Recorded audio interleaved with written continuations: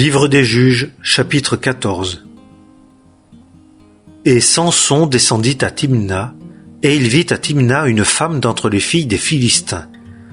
Et il remonta et le raconta à son père et à sa mère, et dit : J'ai vu à Timna une femme d'entre les filles des Philistins, et maintenant prenez-la-moi pour femme. Et son père et sa mère lui dirent : N'y a-t-il pas de femme parmi les filles de tes frères, et dans tout mon peuple, que tu ailles prendre une femme d'entre les Philistins, les incirconcis ? Et Samson dit à son père : Prends celle-là pour moi, car elle plaît à mes yeux. Et son père et sa mère ne savaient pas que cela venait de l'Éternel, car Samson cherchait une occasion de la part des Philistins. Or, en ce temps-là, les Philistins dominaient sur Israël. Et Samson descendit à Timna avec son père et sa mère, et ils arrivèrent jusqu'aux vignes de Timna. Et voici, un jeune lion rugissant vint à sa rencontre. Et l'Esprit de l'Éternel le saisit, et il le déchira comme on déchire un chevreau, quoiqu'il n'eût rien dans sa main. Et il ne déclara point à son père ni à sa mère ce qu'il avait fait. Et il descendit et parla à la femme, et elle plut aux yeux de Samson. Et il retourna quelque temps après pour la prendre, et se détourna pour voir le cadavre du lion. Et voici, il y avait dans le corps du lion un essaim d'abeilles et du miel. Et il en prit dans ses mains et s'en alla, mangeant en chemin. Et il alla vers son père et vers sa mère et leur en donna, et ils en mangèrent. Mais il ne leur raconta pas qu'il avait tiré le miel du corps du lion. Et son père descendit vers la femme, et Samson fit là un festin, car c'est ainsi que les jeunes gens avaient l'habitude de faire. Et il arriva que, quand ils le virent, ils prirent 30 compagnons, et ils furent avec lui. Et Samson leur dit : Je vous proposerai, s'il vous plaît, une énigme. Si vous me l'expliquez dans les 7 jours du festin, et si vous la trouvez, je vous donnerai 30 chemises et 30 vêtements de rechange. Mais si vous ne pouvez pas me l'expliquer, c'est vous qui me donnerez 30 chemises et 30 vêtements de rechange. Et ils lui dirent : Propose ton énigme et nous l'entendrons. Et il leur dit : De celui qui mange est sorti le manger, et du fort est sortie la douceur. Et pendant 3 jours, ils ne purent expliquer l'énigme. Et il arriva, le 7e jour, qu'ils dirent à la femme de Samson : Persuade ton mari, et il nous expliquera l'énigme, de peur que nous ne te brûlions au feu, toi et la maison de ton père. C'est pour nous dépouiller que vous nous avez appelés, n'est-ce pas ? Et la femme de Samson pleura auprès de lui et dit : Tu n'as pour moi que de la haine, et tu ne m'aimes pas. Tu as proposé une énigme au fils de mon peuple, et tu ne me l'as pas expliquée. Et il lui dit : Voici, je ne l'ai pas expliqué à mon père et à ma mère, et je te l'expliquerai à toi. Et elle pleura auprès de lui pendant les 7 jours qu'ils eurent le festin. Et il arriva, le 7e jour, qu'il la lui expliqua parce qu'elle le tourmentait. Et elle expliqua l'énigme au fils de son peuple. Et le 7e jour, avant que le soleil se couchât, les hommes de la ville lui dirent : Qu'y a-t-il de plus doux que le miel ? Et qu'y a-t-il de plus fort que le lion ? Et il leur dit : Si vous n'aviez pas labouré avec ma génisse, vous n'auriez pas trouvé mon énigme. Et l'Esprit de l'Éternel le saisit, et il descendit à Ascalon, et en tua 30 hommes, et prit leurs dépouilles, et donna les vêtements de rechange à ceux qui avaient expliqué l'énigme. Et sa colère s'embrasa, et il monta à la maison de son père. Et la femme de Samson fut donnée à son compagnon dont il avait fait son ami. Livre des Juges, chapitre 15. Et il arriva quelque temps après, pendant les jours de la moisson des froment, que Samson alla visiter sa femme avec un chevreau. Et il dit : Je veux entrer vers ma femme dans la chambre. Mais le père ne lui permit pas d'entrer. Et le père dit : J'ai pensé que tu l'avais en haine, et je l'ai donnée à ton compagnon. Sa jeune sœur n'est-elle pas plus belle qu'elle ? Prends-la à sa place, je te prie. Et Samson leur dit : Cette fois je suis innocent à l'égard des Philistins, si je leur fais du mal. Et Samson s'en alla et prit 300 chacals, et il prit des torches et tourna les chacals queue contre queue, et mit une torche entre les deux queues au milieu. Et il mit le feu aux torches et lâcha les chacals dans les blés des Philistins. Et il brûla tant les tas de gerbes que le blé sur pied et les plantations d'oliviers. Et les Philistins dirent, « Qui a fait cela ?»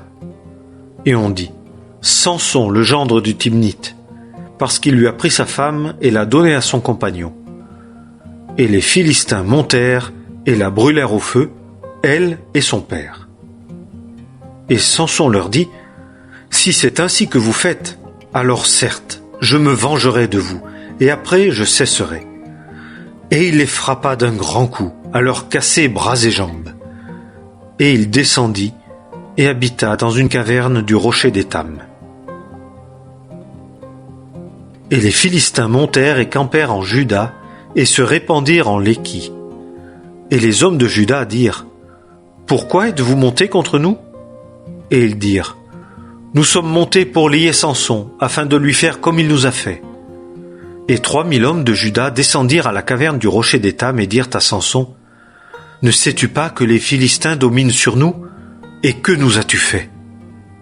Et il leur dit, « Comme ils m'ont fait, ainsi je leur ai fait. » Et ils lui dirent, « Nous sommes descendus pour te lier, afin de te livrer en la main des Philistins. » Et Samson leur dit, « Jurez-moi que vous ne vous jetterez pas sur moi. » Et ils lui parlèrent, disant, « Non, mais nous voulons te lier, et nous te livrerons en leurs mains. Mais certainement, nous ne te tuerons pas. » Et ils le lièrent avec 2 cordes neuves, et le firent monter hors du rocher. Il vint jusqu'à Léki, et les Philistins poussèrent des cris à sa rencontre. Et l'Esprit de l'Éternel le saisit, et les cordes qui étaient à ses bras devinrent comme de l'étoupe qui brûle au feu, et ses liens coulèrent de dessus ses mains. Et il trouva une mâchoire d'âne fraîche, et il étendit sa main et la prit et en frappa 1000 hommes. Et Samson dit, « Avec la mâchoire de l'âne, 1 monceau, 2 monceaux. Avec la mâchoire de l'âne, j'ai frappé 1000 hommes. » Et il arriva que, quand il eut achevé de parler, il jeta de sa main la mâchoire et nomma ce lieu-là Ramath-Léki. Et il eut une très grande soif. Et il cria à l'Éternel et dit, « Tu as donné par la main de ton serviteur cette grande délivrance. Et maintenant je mourrai de soif, et je tomberai entre les mains des incirconcis. » Et Dieu fendit le rocher creux qui était à Léki, et il en sortit de l'eau. Et il but, et son esprit revint, et il vécut. C'est pourquoi le nom de cette source fut appelé En-Akoré. Elle est à Léki jusqu'à ce jour. Et Samson jugea Israël au jour des Philistins 20 ans. Livre des Juges, chapitre 16. Et Samson alla à Gaza, et il vit là une prostituée et entra vers elle. Et on rapporta aux Gazites disant, « Samson est venu ici. » Et ils l'entourèrent et le guettèrent toute la nuit à la porte de la ville, et se tinrent tranquilles toute la nuit, disant, « À la lumière du matin, nous le tuerons. » Et Samson resta couché jusqu'au milieu de la nuit, et il se leva au milieu de la nuit, et il saisit les battants de la porte de la ville, et les 2 poteaux, et les arracha avec la barre, et les mit sur ses épaules, et les porta au sommet de la montagne qui est en face de Hébron. Et il arriva, après cela, qu'il aima une femme dans la vallée de Sorek, et son nom était Délila. Et les princes des Philistins montèrent vers elle et lui dirent, « Persuade-le, et vois en quoi consiste sa grande force, et comment nous pourrions le vaincre et le lier pour l'humilier. Et nous te donnerons chacun 1100 pièces d'argent. » Et Délila dit à Samson, « Déclare-moi, je te prie, en quoi consiste ta grande force et avec quoi tu pourrais être lié pour t'humilier ?» Et Samson lui dit, « Si on me liait avec 7 cordelettes fraîches, qui ne fussent pas desséchées, alors je deviendrais faible, et je serais comme un autre homme. » Et les princes des Philistins lui apportèrent 7 cordelettes fraîches qui n'étaient pas desséchées, et elle le lia avec ces cordelettes. Et des hommes embusqués étaient chez elle dans la chambre, et elle lui dit, « Les Philistins sont sur toi, Samson. » Et il rompit les cordelettes comme se rompt une ficelle d'étoupe lorsqu'elle sent le feu, et sa force ne fut pas découverte. Et Delilah dit à Samson, « Voici, tu t'es moqué de moi et tu m'as dit des mensonges. Maintenant, déclare-moi, je te prie, avec quoi tu pourrais être lié. » Et il lui dit, « Si on me liait bien avec des cordes neuves, dont on n'aurait fait aucun usage, alors je deviendrais faible et je serais comme un autre homme. » Et Delilah prit des cordes neuves et le lia avec ses cordes et lui dit, « Les Philistins sont sur toi, Samson. » Et les hommes embusqués étaient dans la chambre. Et il les rompit de dessus ses bras comme un fil. Et Delilah dit à Samson, « Jusqu'ici tu t'es moqué de moi, et tu m'as dit des mensonges. Déclare-moi avec quoi tu pourrais être lié. » Et il lui dit, « Si tu tissais 7 tresses de ma tête avec le fil à tisser. » Et elle les fixa avec la cheville et lui dit, « Les Philistins sont sur toi, Samson. » Et il se réveilla de son sommeil et arracha la cheville du tissu et le fil. Et elle lui dit, « Comment dis-tu, je t'aime, et ton cœur n'est pas avec moi? Tu t'es moqué de moi ces 3 fois, et tu ne m'as pas déclaré en quoi consiste ta grande force. » Et il arriva, comme elle le tourmentait par ses paroles tous les jours et le pressait, que son âme en fut ennuyée jusqu'à la mort. Et il lui déclara tout ce qui était dans son cœur et lui dit, « Le rasoir n'a jamais passé sur ma tête, car je suis nazaréen de Dieu dès le ventre de ma mère. Si j'étais rasé, ma force s'en irait de moi, et je deviendrais faible, et je serais comme tous les hommes. » Et Delilah vit qu'il lui avait déclaré tout ce qui était dans son cœur. Et elle envoya et appela les princes des Philistins, disant, « Montez cette fois, car il m'a déclaré tout ce qui est dans son cœur. » Et les princes des Philistins montèrent vers elle et apportèrent l'argent dans leurs mains. Et elle l'endormit sur ses genoux et appela un homme et rasa les 7 tresses de sa tête, et elle commença de l'humilier, et sa force se retira de lui.